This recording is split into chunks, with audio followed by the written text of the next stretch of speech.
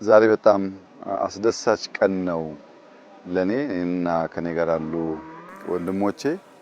ያው እንደሚታወቀው በሀገር ደረጃ ብልጽግናን ማረጋገጥ አለብን ስንል በሃውስሆልድ ሌቭል እያንዳንዱ ዜጋ ከነበረበት የኑሮ ዘዬ ወደ ተሻለ ደረጃ ማደግ አለበት ማለት ነው።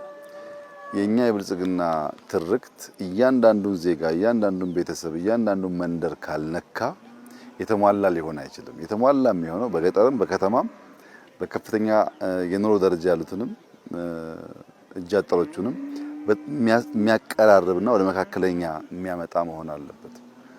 በከተማ የከተማ ኮሪደር ብለን ላለፉት 4-5 ዓመታት የእጅ አጠር ሰዎች ቤት እያፈረስን መንደሮች እንደቀየርን ይታወቃል። ለምሳሌ እኛ አዋሪ አካባቢ በጣም ዝቅተኛ የሚባል የአኗኗር ዘይን የሚኖሩ ዜጎቻችንን አካባቢውን ለመቀየር ቤት ገንብተን ለመስጠት ሞክረናል እና ያ ልምምድ በግል ሀብት ያላቸው ሰዎች፣ ጉልበት ያላቸው ወጣቶች፣ መርዳት የሚፈልጉ ሰዎች ታክለውበት በከተሞች አካባቢ በመቶ ሺዎች የሚቆጠሩ ቤቶች ተሰርተዋል። አዲስ አበባ ብቻ በጣም በርካታ ቤቶች ፈርሶ ተገንብተዋል፣ ተጠግነዋል። ያ በከተማ ላይ የሰራነው ስራ ወደ ገጠር ካላመጣ ነው በቀር በከተማ ብቻ ሰርተን ብልጽግና ልናረጋግጥ አንችልም። አብዛኛው የኢትዮጵያ ማህበረሰብ አሁንም ገጠር ውስጥ ስለሚኖር ገጠሩን መቀየር ያስፈልጋልና የተሻገረ ገጠር ከነበረ የኑሮ ዘዬ ከፍ ያለ ገጠር መፍጠር አለብን የሚል ትልም የነበረን። ለዚያ ዘንድሮ በማዕከላዊ ኢትዮጵያ 5ቱም ዞኖች ስራ ተጀምሯል። በሃላባ፣ በከምባታ፣ በስልጤ፣ በሃዲያ እና በጉራጌ ዞን በ5ቱ አካባቢ እኛ ሳምፕል ቤቶች እንሰራለን። የምንሰራቸው ቤቶች ቀደም ሲል እንዳያችሁት የአንዱ ቤተሰብ ቤት 3 ቤድሩም አለው። በቂ የሚባል ሳሎን ሊቪንግ ሩም አለው። ከጓሮም ከፊትም እርሻዎች አሉ። እንደምታዳምጠው ከብቶች ተለቀው ማሳ ላይ ሳይሆን ልክ እንደሰለጠነው ዓለም የሚመገቡበት ቦታ ተዘጋጅቶላቸዋል። ከብቶችና አርሶ አደሮች እንደከዚህ ቀደሙ አብረው አያድሩም። ሁለተኛ የከብት ተረፈ ምርት የሰውም ዌስት ተከማችቶ ባዮጋዝ በእያንዳንዱ ቤት ባዮጋዝ አለ። ስለዚህ እናቶች እንጨት አይቆርጡም፣ እንደከዚህ ቀደሙ አይጨስባቸውም። ባዮጋዝ ተጠቅመው ማብሰል ይችላሉ። ሶስተኛ እያንዳንዱ ቤት ሶላር አለው። ሶላር ስላለው ሁሉም ቤት ቴሌቪዥን አለው። ሁሉም ቤት ስልክ ቻርጅ ያደርጋል፣ መብራት አለው። ይሄ ለኛ አርሶ አደሮች በጣም ትልቅ ትርጉም ያለው ነገር ነው። ሁሉም ቤት ሽንት ቤት የተሰራ አለው። ሁሉም ቤት ውሃ አለው። የቦቴዎች ተሰቅለው ውሃም ተከማችቶ ለሻወርና ለሽንት ቤት መገልገል የሚያስችል አቅም አለው። በእያንዳንዱ ጓሮ የጓሮ እርሻ አለ። ጎመን አለ፣ ቃሪያ አለ፣ ልዩ ልዩ አትክልቶችና ፍራፍሬዎች አሉ። አቮካዶ፣ ማንጎ እንደየ ከባቢው ተተክለዋል። እዚህ ደግሞ እንሰትም አለ። ቡና ያለባቸው ከባቢዎችም አሉ። ከዚህ በተጨማሪ ማር አለ። ሌማቱን የሚያካትተው የዶሮ እርባታ አለ። ስለዚህ እያንዳንዱ ሃውስሆልድ ወተት ያገኛል፣ እንቁላል ያገኛል፣ ከጓሮ ጎመን፣ ሰላጣ ያገኛል፣ ቃሪያ ያገኛል፣ ኢነርጂ ያገኛል። ከቤተ ዘመድ ጋር ራቅ ያለ አካባቢ ካሉ ሰዎች ጋር በስልክ መገናኘት ይችላል። የዜና አውታር ለመከታተል በየቤቱ ቲቪ አላቸው። ይህንን የአኗኗር ዘዬ በኢትዮጵያ ደረጃ 50-60% አመጣን ማለት ከበለጸጉ ሀገራት የአኗኗር ዘዬ አስተካከል ነው ማለት ነው። በቃ የሰለጠነው ዓለም ከዚህ የተለየ ምንም ነገር የለውም። ይሄ ቤት እኔ ካደግኩበት የእድገት ደረጃ በብዙ እጥፍ ይበልጣል። በንጽህናው፣ በአየሩ ጥራት ባለው ቤት ውስጥ ባለው የፕራይቬሲ የአኗኗር ዘዬ በብዙ መንገድ ይበልጣል። ነገር ግን ይህንን ሳምፕል እንዴት እናበራክተው ነው ጉዳዩ፣ እንዴት እናባዛው። በከተማ ያሉ ሀብታሞች፣ በውጭ ሀገር ያሉ ዲያስፖራዎች፣ የመንግስት መስሪያ ቤቶች፣ ኩባንያዎች የሚያጸድቅ ስራ መስራት ከፈለጉ ለነፍሳቸው እርካታ መስጠት ከፈለጉ ይሄንን ጉዳይ ነው ማገዝ ያለባቸው። እያንዳንዱ ኩባንያ በየመንደሩ 10 15 እየወሰደ በጣም ውድ አይደለም ቤቱን የሰራ ነው 80% ይሄ ጡብ የምታዩ አፈር ነው፣ የከባቢ አፈር ነው። 10-15% ሲሚንቶ ይቀላቀልበታል። አብዛኛው ሪሶርስ ሎካል ነው። ከቆርቆሮ ከሶላር ውጪ አብዛኛው የምታዩ ጉዳይ ሎካል ነው። የሰው ጉልበት እንጠቀማለን፣ ሎካል ማቴሪያል እንጠቀማለን። በረከሰ ግን ፕላንድ በሆነ መንገድ ነው የምንሰራው። አሁን እዚህ አካባቢ ለቅሶ ቢያጋጥም እንደምታየው ነው፣ መስኩ ሰፊ ነው። ሰርግ ቢያጋጥም ምንም አይነት ችግር የለም። መለስተኛ መገበያየት ፈልጉ ለገበያም ይሆናል። ሰፊ ቦታ ነው። ይሄን ይዘህ ዝም ብለህ ብትሰራ ከሆነ ጊዜ በኋላ መሀል ላይ አስፋልት ማስገባትና በየበረንዳው ፒካፕ ማየት ነው የሚሆነው። እና ኩባንያዎች፣ ግለሰቦች፣ ትንሽም ትልቅም ገንዘብ ያላቸው ሰዎች ኢቭን የሚያወርሱ እድሜ ጠገብ ሰዎች ከሚያወርሱት ሀብት አንድ ቤት ሁለት ቤት ላርሶ አደር ለማያውቁትም ሰው ቢሆን እየሰሩ የማለፍን ልምምድ እንደ ሀገር ብናሳድግ በአጭር ጊዜ ውስጥ ይሄን ነገር በጣም ሰፊ ቦታ ማየት ይቻላል።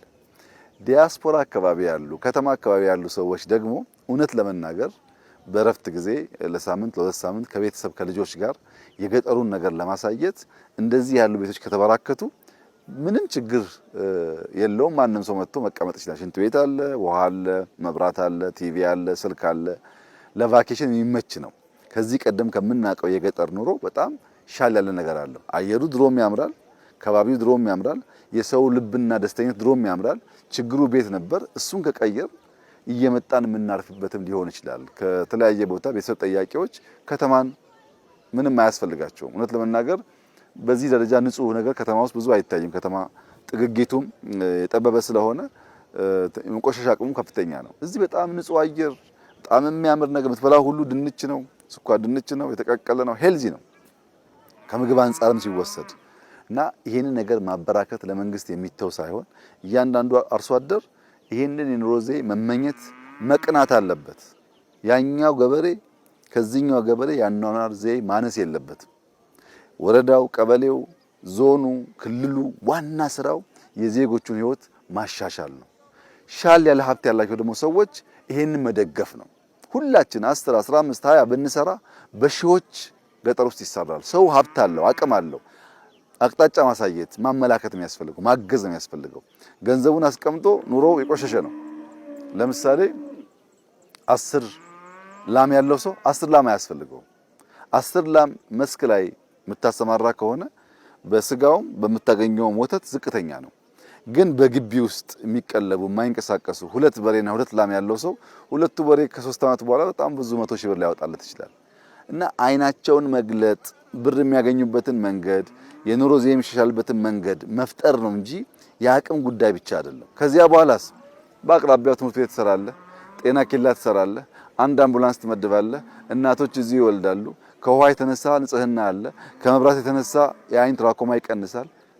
ኢምፓክቱ በጣም ከፍተኛ ነው እና ኢትዮጵያውያን እኔ በጣም ደስ ብሎኛል ዛሬ የኛ አርሶ አደር የራሱ የተለየ ሽንት ቤት ኖሮት ሽንት ቤት ውስጥ ውሃ ማየት፣ ሶላር ማየት፣ በጓሮ የሚበላ ነገር በስፋት ማየት ትልቁ የእርካታ ምንጭ ነውና ተጋግዘን እጃጠር የሆኑ የኛን ሰዎች በመደገፍ ኑሯቸውን እናሻሽል፣ ኑሯቸውን እንቀይር። ያ ሲሆን የኢትዮጵያ ብልጽግና ወደምናስበው ደረጃ ይመጣል። ግድብ ገድበናል፣ ጥሩ ነገር ነው። ጋዛ ወተናል፣ ጥሩ ነገር ነው። ትላልቅ ፕሮጀክቶች የሰራን ጥሩ ነገር ነው። ግን ያ ነገር እያንዳንዱ ሃውስሆልድ ውስጥ መገለጥ አለበት። ያ ደግሞ እንዲሆን ከአንድ ወገን የሚጠበቅ ሳይሆን የሁላችን ትብብር ስለሚያስፈልግ አጀማመራችን በጣም አስደሳች ነው። ይህንን ብናሰፋ እንደ ሀገር የኩራት ምንጭ፣ እንደ ሀገር ያለመሰደድ፣ በሀገር የመስራት በሀገር የመኩራት ልምምድን የሚያሳድግ ስለሆነ ተባብረን እንድናሰፋው አደራ ማለት እፈልጋለሁ። በተለይ ግን ማመስገን የምፈልገው እዚህ ባለፈው ጥቂት ወራት በፊት ስመጣ በከምባታ አምብርቾ ተራራ ወጥቼ ነበረ እና ያኔ የነበረው የአምብርቾ ተራራ ደረጃ 777 ስቴፕስ ነበሩ። ተጨማሪ ቦታ ስላለው ደግማችሁ ከሰራችሁ መጣለሁኝ ብዬ ቻሌንጅ ለከንቲባ ሰጥቼ ነበረ። የከምባታን የዱራቤን አካባቢ ሰዎች በማስተባበር ያን 700 የነበረውን ደረጃ ተጨማሪ 1500 ጨምሮ 2 እጥፍ ጨምሮ በጣም አርዝመውታል። ለቱሪስት የሚመች አድርገውታል። በጉልበት ነው የሰሩት። ማንም አላገዛቸውም። ጥያቄውን፣ ዲማንዱን፣ ቻሌንጁን ተቀብለው በትብብር ነው ያሳኩት። ለዚህ ለከምባታ ህዝብ ከፍተኛ ምስጋና እና አክብሮት አለኝ። በጣም ላመሰግን ወዳለሁ። ከተሞች ደግሞ እየመጡ ይሄንን ቢዩቲ እንዲያዩ ኢንጆይ እንዲያደርጉ እመክራለሁ። ዛሬ ለከምባታ አስተዳዳሪዎች፣ ለድራቤ ከተማ ከንቲባ እንዲሁም ለሃላባ አስተዳዳሪ ተጨማሪ ቻሌንጅ ሰጥቻለሁ። ይሄን የሰራነው እኛ ነን። ሳምፕሎቹን የሚቀጥለው አመት የዞኑ የከተማው አመራር ሰውን አስተባብሮ ይሄንን ቤት መቶ ካደረሰው ተመልሼ እንደመጣ ቃል ገብቼላቸዋለሁ። 100 ዝቅተኛው ነው። ከዛ የበለጠ መስራት ይቻላል።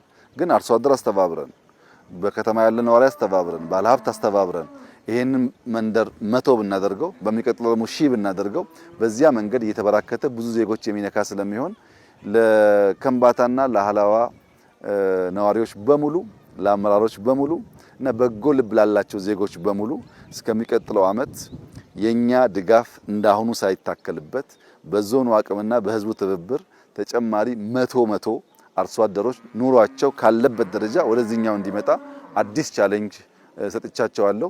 እንደሚያሳኩት ተስፋ አደርጋለሁ። ከተሳካ እኔም በቃሌ መሰረትቼ መልሼ የማያቸው ይሆናል። እንበርታ፣ እንስራ። ካልሰራን ካልተጋን የሚመጣ ለውጥ የለም። ስንተጋ ይኸው ለውጥ ልናወጣ እንደምንችል ታይቷል እና ከተጋን፣ ከሰራን፣ ከበረታን፣ ከተባበርን ውጤት ስለሚመጣ በዚያው መንፈስ አበክረን ቀንከይት በመልፋት የሀገራችንን ብልጽግና እንድናፋጥን የጀመርነውን መልካም ጅማሮ ከፍጻሜ እንድናደርስ ድህነትን ታሪክ እንድናደርግ፣ ችግርን ታሪክ እንድናደርግ፣ በሽታን ታሪክ እንድናደርግ አደራ ማለት እፈልጋለሁ። አሁን ባያችሁት ትራኮማን፣ ተላላፊ በሽታዎችን፣ ከከብት የሚተላለፍ በሽታን ብዙ ነገር የሚያስቀር ስለሆነ የዜጎቻችንን የኑሮ ዘዬ መቀየር ብቻ ሳይሆን የቆይታ ዘመናቸውም እንደሚያልቅ ጥርጣሬ የለኝም። በጣም ደስ ብሎኛል። አስደሳች ጊዜ ነበረ።